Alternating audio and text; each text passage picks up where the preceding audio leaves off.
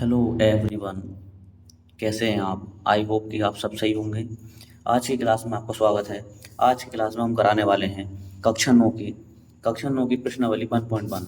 हम इसमें कराने वाले हैं। हमने आपको पहली प्रश्नावली में कराया था, जो पहली क्लास थी उसमें इंट्रोडक्शन दिया था। परिमेय संख्याएं और अभाज्य संख्याएं सभी हमने करवाई थी आपको। आज हम कराने वाले हैं प्रश्नावली 1.1 इसकी कक्षा 9 की। ये जो क्वेश्चन दिखाई दे रहे हैं आपको, एक प्रश्नावली 1.1 है।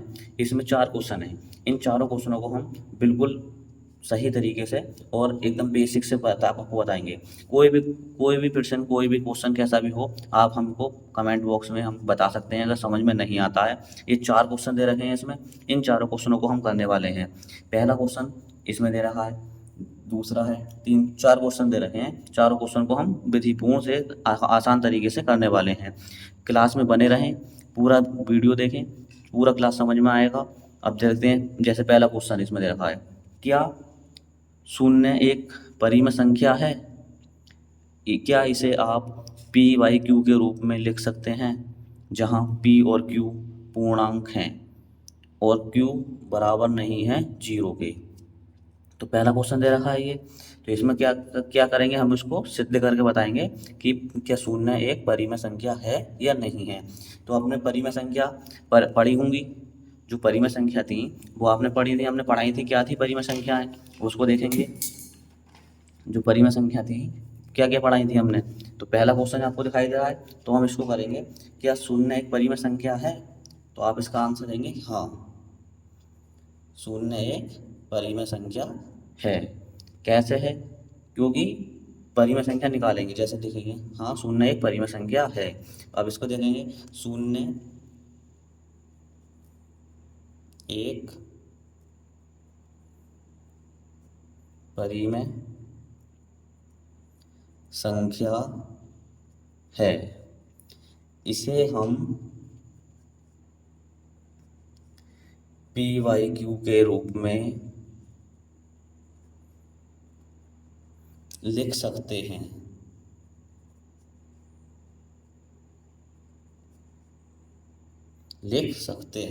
जैसे पी वाई क्यू के रूप में कैसे लिख सकते हैं? जैसे कि 0/1, 0/2, 0/3 आदि लिख सकते हैं हम। जहाँ अब इन्होंने दे रखा है, जहाँ पी और क्यू, जो पी और क्यू है वो पूर्णांक हैं।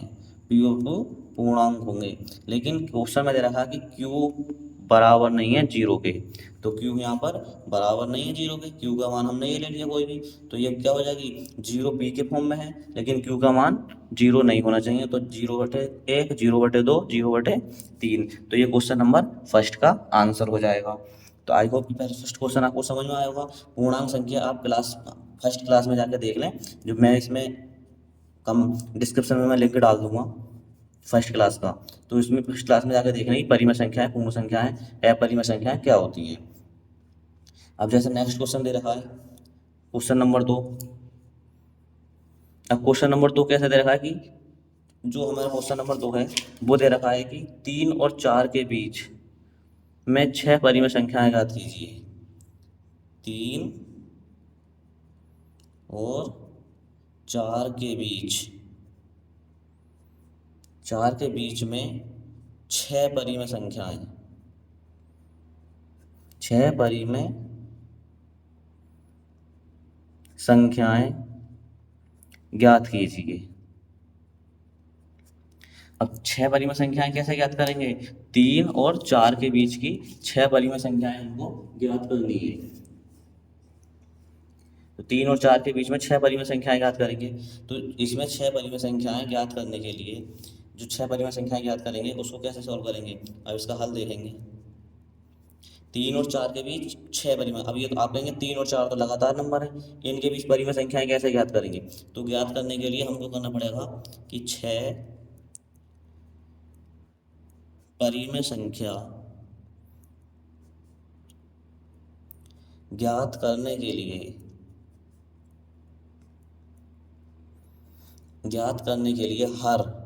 हर का मतलब डिनोमिनेटर जो है, हर में या हर को कितनी संख्या ज्ञात कर रहे हैं? 6।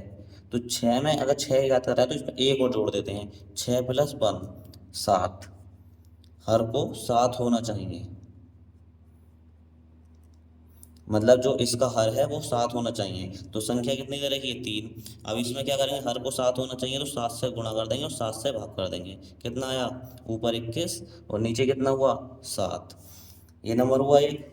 अब जैसे अगला वाला क्या दे रखा है? 4। अब हर का 7 होना चाहिए, 7 से गुणा 7 से भाग कर देंगे तो कितना हुआ? 28/7। अब क्या पूछा है? 3 और 4 के बीच। अब बीच में पूछेंगे, इसके बीच इसके बाद कितना आएगा?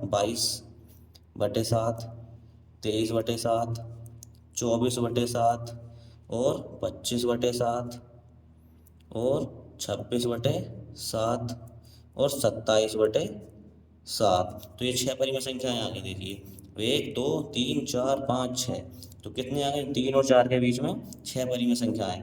इस क्वेश्चन में क्या करना है, जितनी संख्याएं पूछेगा, जैसे 6 संख्याएं पूछी तो 1 प्लस कर देंगे, 7 लिखेंगे, 6 में 1 ऐड करके लिखते हैं तो 7 होना चाहिए। तो हर को 7 करना है हमको, तो 3/3 का हर में 7 करेंगे तो 7 से गुणा 7 से भाग कर ली। 4 के हर में करेंगे 7 से गुणा 7 से भाग कर लेंगे।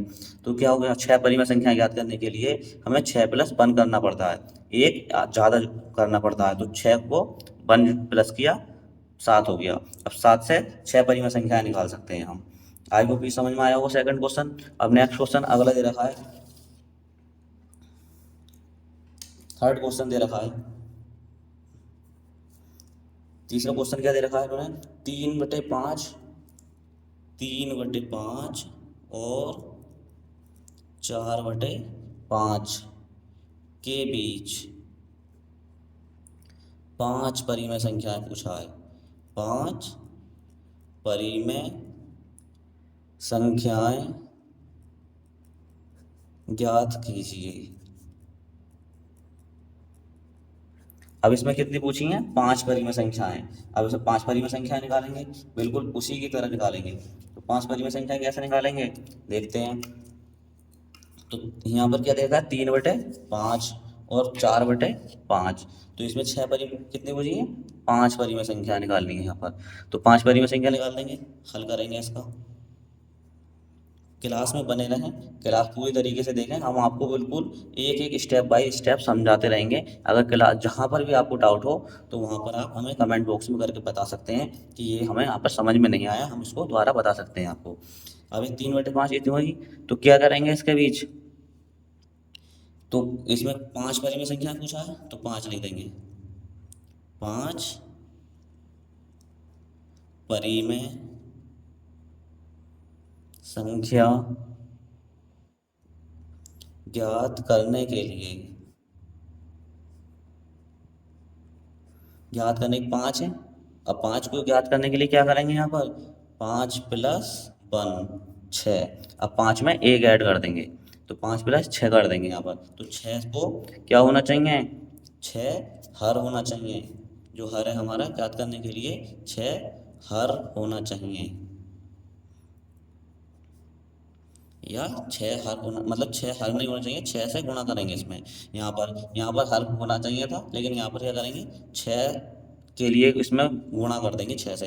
हर जो है 6 से गुणा और 6 से भाग कर देंगे हर में भी 6 से गुणा और 6 से भाग कर देंगे, हर में भी और अंश में भी। तो क्या कर देंगे अब नेक्स्ट में?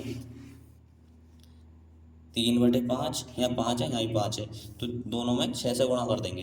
तो 6 से गुणा ऊपर और 6 से नीचे, कितना आया? 18/30। और अगले वाले में क्या दे रखा है? 4/5। तो यहाँ 6 से गुणा 6 से भाग, डिनोमिनेटर सेम करने पड़ते हैं। तो कितना आया? नीचे 30 और ऊपर 24। कितनी संख्याएं पूछ रहा है? 5 परिमेय संख्याएं पूछ रहा है। 5 परिमेय संख्याएं पूछने के लिए 5 + 1 करते हैं, 6 निकालते हैं। तो अब इसको लिख देंगे, कितना आएगा? 18/24 और 18/30 और 24/30 लिख देंगे। 18 के बाद कितना आता है? 19/30, 20/30, 21/30, 22/30, 23/30। कितनी संख्याएं आ गई है? 5 परिमेय संख्याएं पूछी थी, 5 परिमेय संख्याएं आ गई। आई होप कि आपको ये समझ में आया होगा। क्वेश्चन नंबर 3 था। अब क्वेश्चन नंबर 4 की तरफ चलते हैं कि 4 क्वेश्चन में क्या कह रहा है। अब क्वेश्चन नंबर 4 देखेंगे। तो अब इसको सॉल्व करेंगे। तो जैसे क्वेश्चन नंबर हल करेंगे इसको। अब जैसे पहला वाला दे रखा है, तो पहला क्या दे रखा है इसमें, प्रत्येक प्राकृतिक संख्या एक पूर्ण संख्या होती है। हाँ, प्रत्येक प्राकृतिक संख्या एक पूर्ण संख्या होती है। प्राकृतिक संख्या बनाई थी 0 से लेके 1, कितने से चलती हैं, 1 2 3 4 अनंत तक चलती हैं। तो इसका आंसर हो जाएगा हाँ, या सत्य सत्य पूछा है तो सत्य कि सत्य, क्योंकि प्रकृति एक प्राकृतिक संख्या पूर्ण संख्या होती है। कारण क्या है कि इसमें लिख देंगे क्योंकि सभी, मैंने प्राकृतिक संख्याएं और सभी क्लास फर्स्ट में आपको बताई हैं। आप क्लास फर्स्ट जाकर देख सकते हैं, जो पहली वीडियो है उसको आप देख सकते हैं। उसमें प्राकृतिक संख्याएं पर और पूर्ण संख्याएं, अभाज्य संख्या सभी मैंने आपको करा रखी हैं। तो सभी प्राकृतिक संख्याओं और जीरो के संग्रह से पूर्ण संख्या होती है।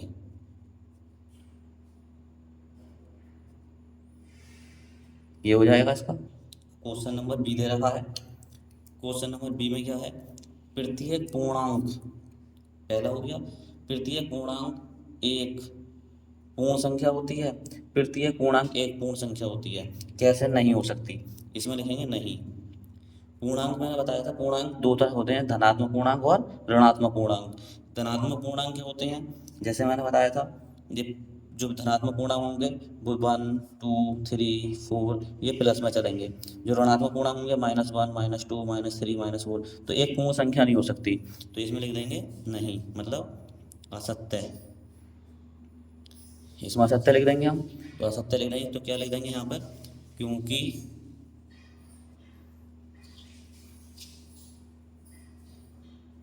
ऋणात्मक पूर्णांक एक पूर्ण संख्या नहीं होती। क्योंकि इसे एक नंबर लाइन में नोट करेंगे तो यहाँ पर 0 होता है, +1 चलता है, +2 +3, इधर -1 -2 -3 -4 चलेगा। तो पूर्ण संख्या नहीं हो सकती। अब अगला दे रखा है क्वेश्चन नंबर सी दे रखा है इसका, कि प्रत्येक परिमेय संख्या एक पूर्ण संख्या होती है। मतलब प्रत्येक परिमेय संख्या एक पूर्ण संख्या होती है। परिमेय संख्याएं बनाई थी, परिमेय संख्याएं क्या होती हैं, इसमें लिख देंगे असत्य। परिमेय संख्याएं क्या होती है, जिसको p/q के फॉर्म में लिखा जा सकता है। तो परिमेय ये पूर्ण संख्या कैसे हो जाएगी, पूर्ण संख्या तो सीधे 1 2 3 होती हैं, वो पूर्ण संख्या नहीं होगी, तो इसका हो जाएगा असत्य। क्योंकि